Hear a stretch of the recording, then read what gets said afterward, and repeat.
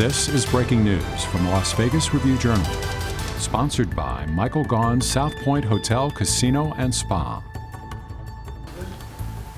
Happy New Year. Happy New Year. You guys had a long night? Shit. So where the group? Good. You left everybody in Indy, huh? Everybody partying in Indy. Okay, downtown Indy. Good.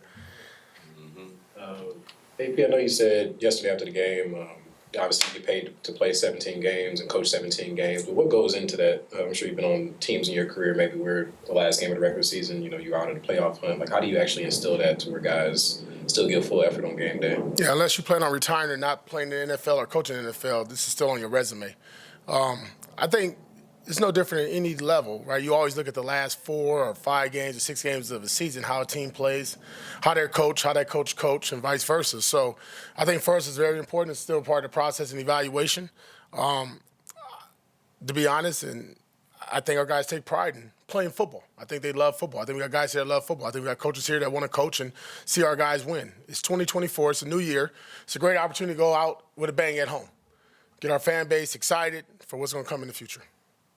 And obviously still got a game left to play, but, it's been, 8 or 9 weeks now since you stepped into the position. How do you kind of reflect on, just how the job that you've done the second half of the season, and are you allowing yourself to think ahead at all to, what may lay ahead this offseason?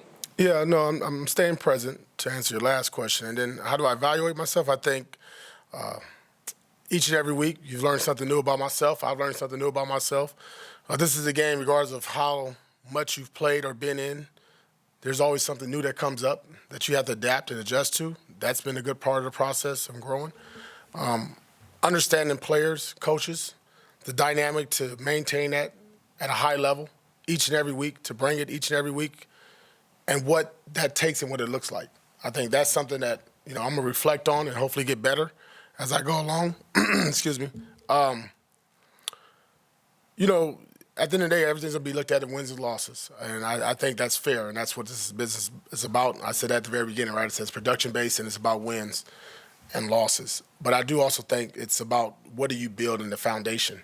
And I think for the most part, in these 8 or 9 weeks, there's been a solid foundation that we've built as a team and as an organization that we can look on and say, okay, those are things that went well, and there's some other things that we could do better. And that's how I would look at it. I know you talked about the game being for pride and everybody want to be out there and continue playing, but is there anything that changes in terms of injury evaluation, things like that, in terms of a guy might have played if it was for playoffs, might not play this week, or those kind of things weigh into your decision making?